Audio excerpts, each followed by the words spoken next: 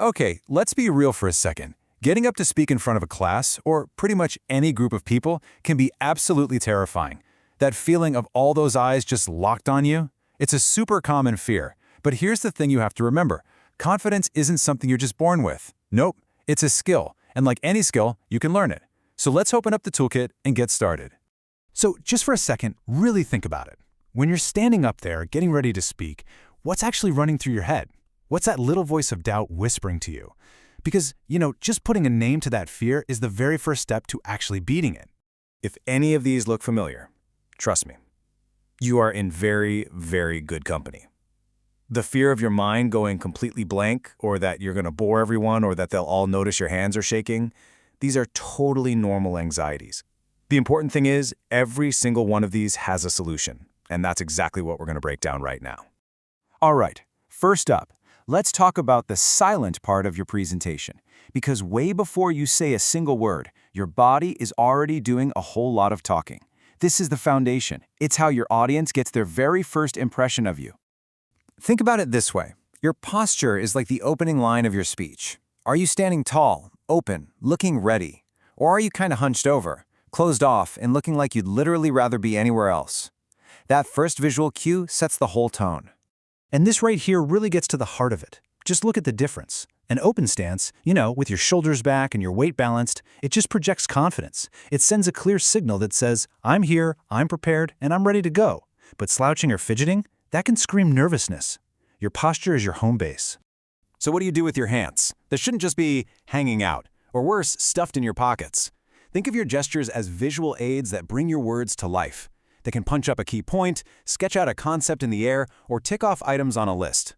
Using natural, deliberate gestures just makes you seem way more dynamic, and it helps keep your audience plugged into what you're saying. Okay, so moving on to our second key area. This builds right on top of the first one. We've talked about what your audience sees, so now let's dial in on what they hear and what they feel. This is all about forging that direct connection with your voice and your eyes. This one is so important. Actually looking at your audience, and not at the ceiling or your feet to the back wall, it builds a bridge of trust. It turns what could be a monologue into a genuine conversation. It tells every single person in that room that you see them and you're speaking directly to them. And this is exactly why that connection matters so much. Eye contact isn't just about you looking out. It's about being seen in return. It creates this amazing feedback loop. By watching your audience's faces, you can instantly tell how your message is landing. Are they nodding? Do they look a little confused? That immediate feedback is gold for keeping your presentation on track. I mean, really think about it. You could have the most brilliant ideas in the world, but if you deliver them in a flat, monotone voice, the message just gets lost. How you say something is often way more powerful than the actual words you're using. Your voice is the music that carries the whole song. And here are all the different knobs and dials you can play with. The key is to use these things on purpose. Vary your pitch so you don't sound bored. Crank up the volume to emphasize a huge point. Speed up when you're excited, and then slow right down for something serious. And please, never underestimate the power of a good pause. It gives everyone a second to think and builds a little suspense for what's coming next. Now, I know what you're thinking. We're always taught that filler words like and ah are bad. But here's a little secret. These non-word sounds, when you use them right, aren't just filler. They can actually signal that you're listening, you're processing, you're connecting. They're sounds of empathy. Seriously, think about it. When a friend is telling you a story and you go, oh, that one little sound communicates a whole world of understanding.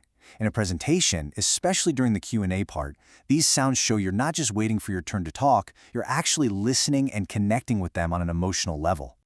Okay, we've gone over all the external tools, your body, your eyes, your voice, but let's be honest, none of that stuff really works if you don't believe in yourself. So now we're going to pivot to the most important piece of the puzzle, making that internal shift.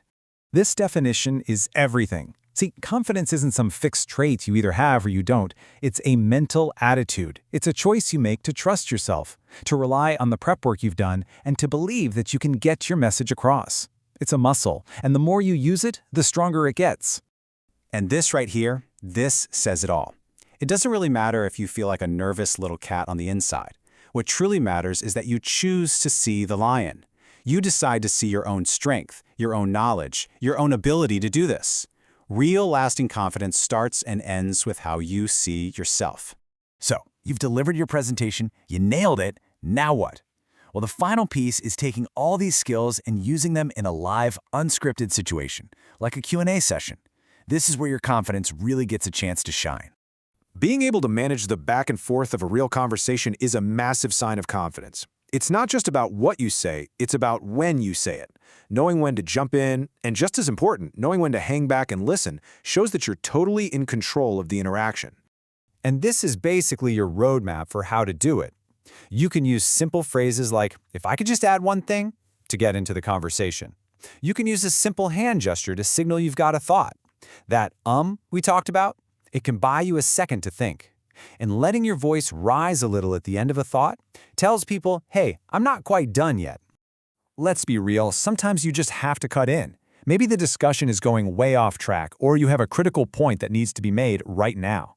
Interrupting doesn't have to be a rude thing. It can actually be assertive and helpful if you just have the right way to do it. And here's the difference between doing it wrong and doing it right. Instead of just steamrolling someone, which feels totally disrespectful, you can use this simple, gentle approach. First, ask permission. Mind if I jump in for a sec? Then a quick sorry. Sorry to interrupt, but... And finally, justify why. I think this point is super important for what we're talking about. It shows respect while still letting you steer the conversation. So that's it. We've walked through the entire toolkit: how to stand, how to look, how to speak, and maybe most importantly, how to think. You've got the physical techniques, the vocal strategies, and the internal mindset. You officially have everything you need to build your confidence from the ground up. So the only question left is, what are you going to say?